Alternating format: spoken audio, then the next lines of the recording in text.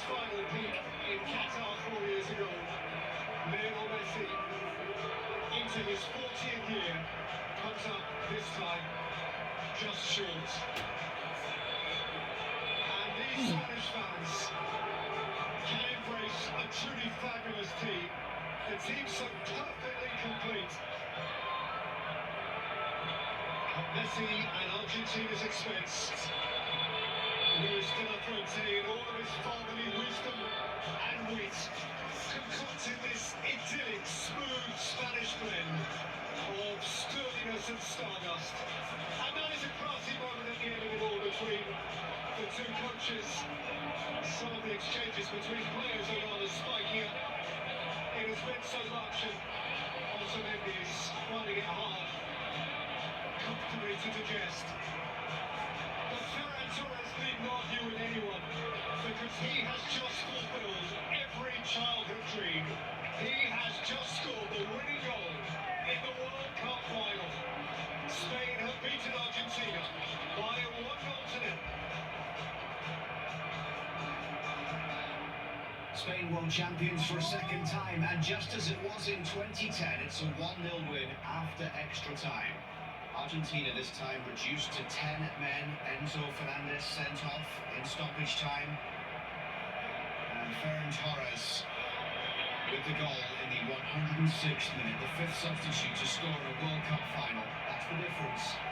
Hard to argue that Spain deserved it. There's no argument, Luke, no argument at all. They absolutely deserved it. As you see, Messi just sitting there thinking about what could have been, and Argentina didn't deserve this game. They didn't deserve to even probably be in extra time, because they didn't put anything in the attack, and Spain stayed patient, stayed with their football, and we question whether they could have thrown other players on and maybe looked a bit more desperate throwing the ball in the box, but they just stayed to the system, Kev, and in the end Ferran Torres gets the goal, and fully deserved. The best team in the tournament, the best team on the day, they absolutely deserve this goal. Yeah, absolutely. You've got to say that you're slightly disappointed with the way that Argentina approached the game, particularly when they get to half-time. I maybe understand that they get to half-time and it's 0-0 and there's no real, threat to the goal, I think, really overall. But the second half, there's got to come a spell when you come out and you don't attack. And they didn't do that. And Spain, as you're saying, Steve, just dominated the ball, so made it difficult for Argentina. Yes, they go down to 10 men, so you understand it a bit more that they're trying to see it through, but they just offered nothing going forward, and that's the most disappointing thing I feel here with Argentina. Spain. Red card at the end of the game, Kev. British.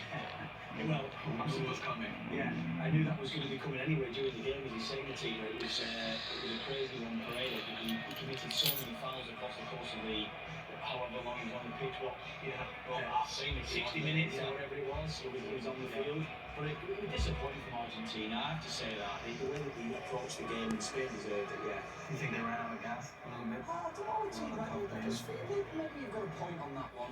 I just feel as though that even the substitutions that were made, and Scaloni's he's been a master tactician, he's done amazing things at Tuga across the course of his career, but not bringing the Toro on, he could make a difference at times, and I just felt that the substitutions were to stop Spain rather than actually go and win the game themselves, and overall that's what's cost them, I feel. I just think they were kind of outclassed that team. I just think they were a team that just couldn't keep up with Spain. They just were nowhere near it in terms of quality and football. Yeah, I think Spain, they know how to play in every single game they've played throughout this tournament. They just found a way, not found a way, but they just completely dominated in every single game that they've played in. They're just too good. Every part of their game is just fantastic. They're a real team. They're very collective. They stick to each other. They have their system. They know how to get these wins, and we've seen them do it in the Euros, and they've done it here again in the World Cup. It's fantastic to see these guys. And Spain becoming the first nation to hold the men's and the women's World Cup at the same time. They win it here after extra time by 1-0.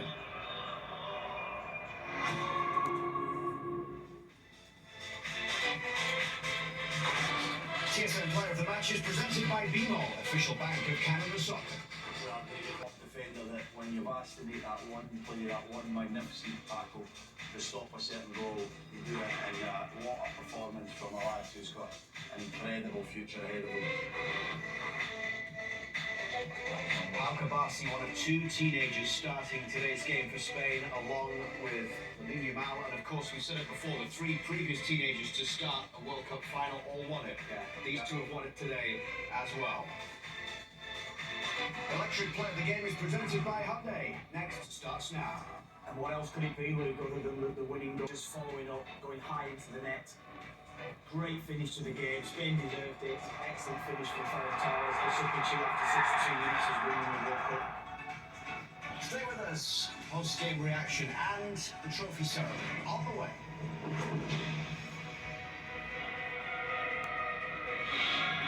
FIFA World Cup 2026 on TSN is presented by Hyundai. As a proud partner of the FIFA World Cup 2026, Hyundai is driving the game and the world forward. Next starts now. FanDuel Sportsbook. We all speak footy.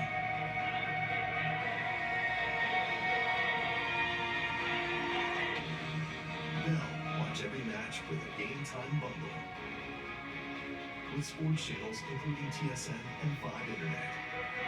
And get a taste of the action with President's Choice. The matchup you've been waiting for. Possible lives here.